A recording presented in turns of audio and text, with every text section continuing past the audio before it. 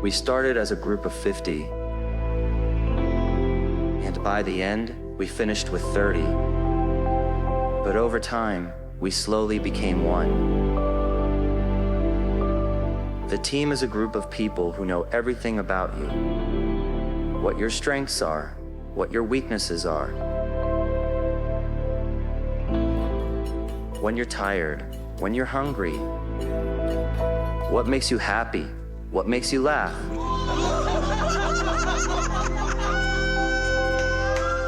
There's something really liberating about that there's no need for masks. You are who you are, and on this team, you are loved, embraced, and confident that no matter what, the team will be there for you.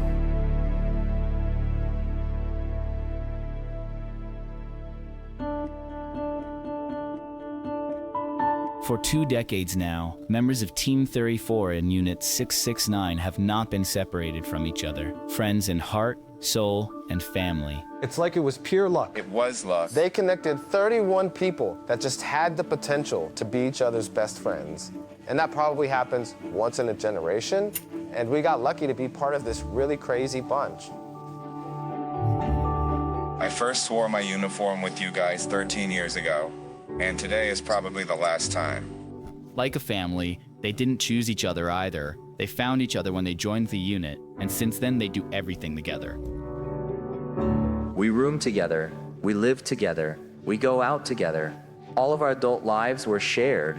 We didn't have a moment when we were discharged and said, hey, we'll see you in reserves. Our lives have been intertwined throughout these last 20 years.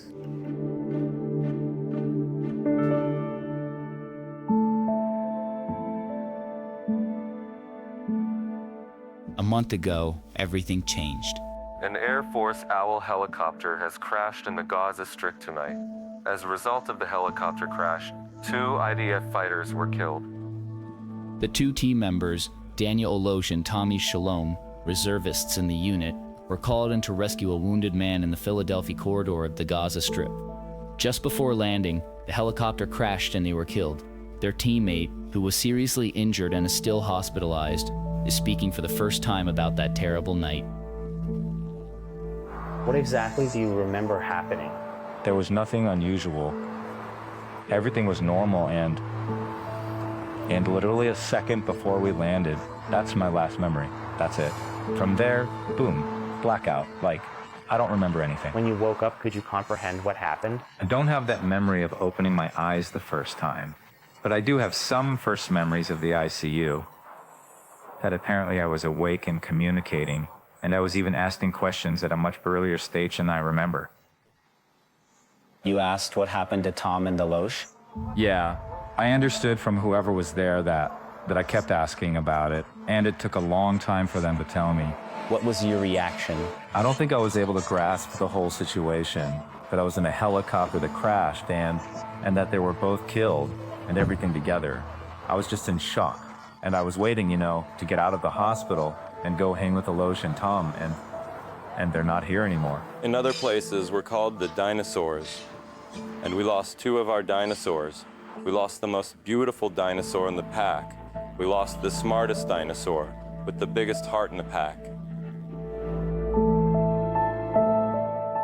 Tom and Aloush are intertwined in our lives, and they're always here, and you just don't know how to live without them. And you can't imagine living without them.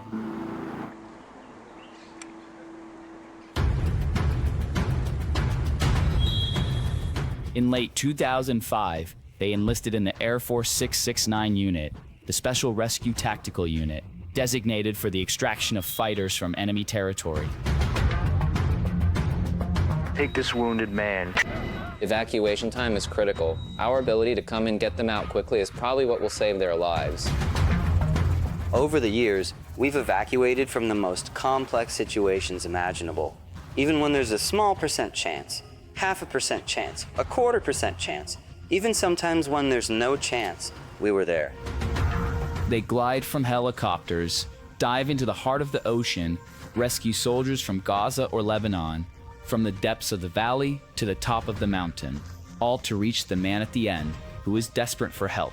Every soldier defends the country. Every soldier saves lives, but we save lives directly. You literally feel that this particular person is now alive. You'll see it exactly at the coordinates. There were 2 wounded, 1 not conscious, a hole in his shoulder, lots of blood. 2nd wounded, conscious, stable, with shrapnel in limbs. Did you get that?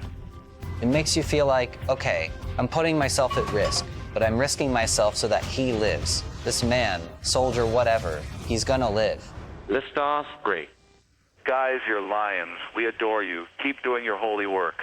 Since the beginning of the war, the crew that wasn't operationally ready anymore was once again being called into reserve for complex rescue missions. Tom and Aloush were among the first to volunteer and take it upon themselves, along with other members of the team. It was clear to them that once there was war, they knew they had to come back. Yeah.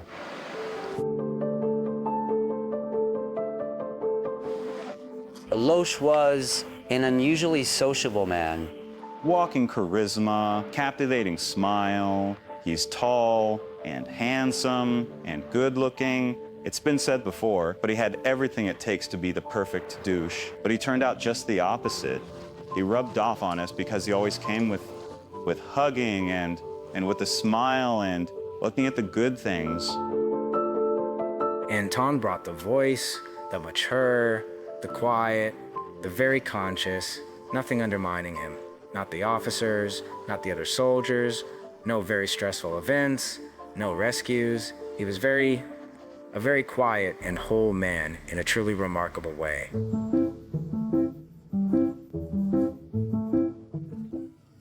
The crew would meet pretty frequently, even at a very early stage. I remember during training. We started taking team trips together. We rented 2 apartments in Cusco, and during that trip, we went with Aloush, of course, to take private salsa dancing lessons as a means to go hit on girls. And when you go with Aloush, it's like going with Messi. Give him the ball, and he's gonna score. There were a ton of trips after we were discharged, and we were very young, like 24 to 25 years old. And Tom would bring his youngest son because it was very, very important for Tom to come and meet with the team. And there was also ski trips. Wow, beautiful, beautiful, Aloush. Camping with the kids on holidays, Thursdays off, which we got every 2 to 3 weeks, where it was all about traditional barbecue and meat and wine. We also took ice baths at 2 in the morning. Get in, come on. 1, 2, 3. It was a lot of making fun of each other and lots of laughs. We had a great trip. The 10-year anniversary of our recruitment, the LD-10, as we called it. Here it comes. Hello, LD-10. Welcome to Greece and have fun. The whole team flew to some villa in Greece, in some really remote village. A week to remember.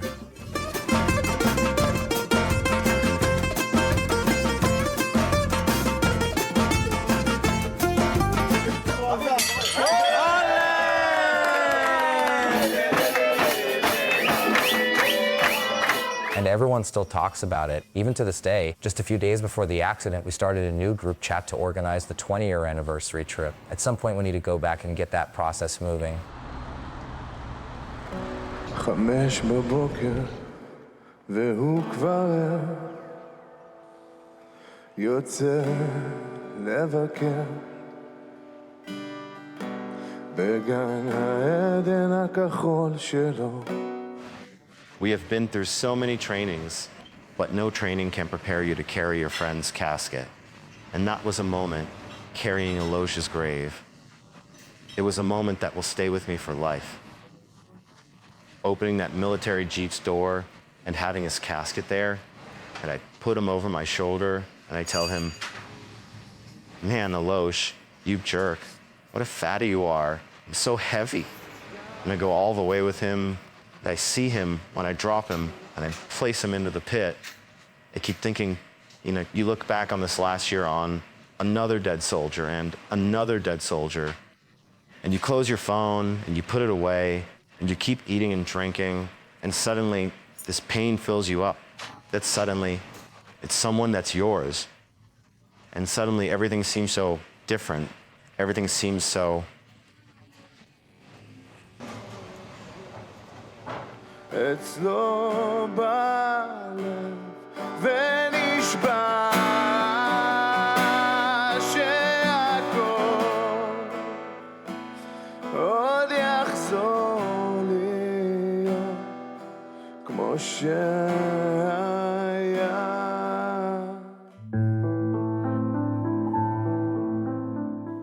From memorial to memorial, the team that was always used to spending time together in Israel and abroad gathers in cemeteries for the past month. When you go all the way and not come back, you've fallen in battle. For the people in the country, you understood Israel with their wise eyes, with your maturity. It's really painful and hard to swallow. Even amid mourning the loss, the members of the team promise to continue remembering the great family they have become over the years. Aloush on the surfboard in the sea, and Tom in nature that he loves so much. We got to know Tom, all of us, mainly in the weeks in the field, where he stood out the most, with his coffee set and his unusual knowledge of the outdoors, types of plants, and he really enjoyed his time in nature. The walking, he took us to all kinds of ridges and secret springs. He's a man of nature, very much so.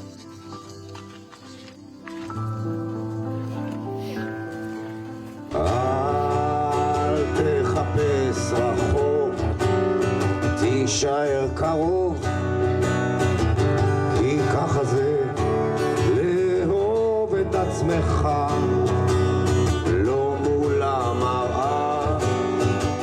I chose to marry him with this teen, so you just get into it. It's like, this is the package you get with it. What's in this package? A package of family, lifelong friends, and people who will be at your side no matter what. You can't help but be drawn to these people. Did he tell you before you got married, you're marrying the whole team at that level? He didn't need to say.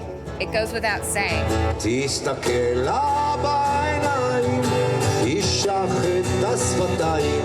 The surfing circle isn't just a tradition. It's a community's way of connecting, remembering, and honoring. Surfing was an important part of Aloush's life. Today we will all go out to sea and create a circle of surfboards. This will be a moment of silence and reflection, in which we are reminded of the person we lost. It's also a way of reminding ourselves that Aloush will continue to be with us, like how the waves will always keep coming.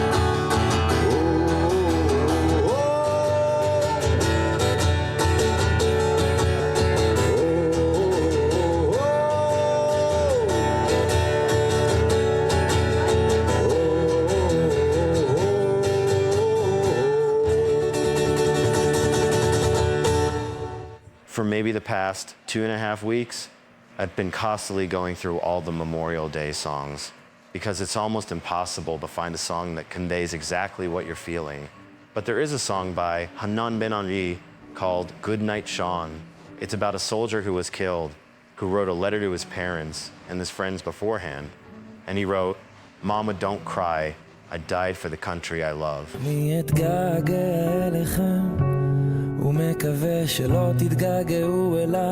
And every time I hear that song, I collapse because I just feel that the song was written, that these words come out the way that they are said.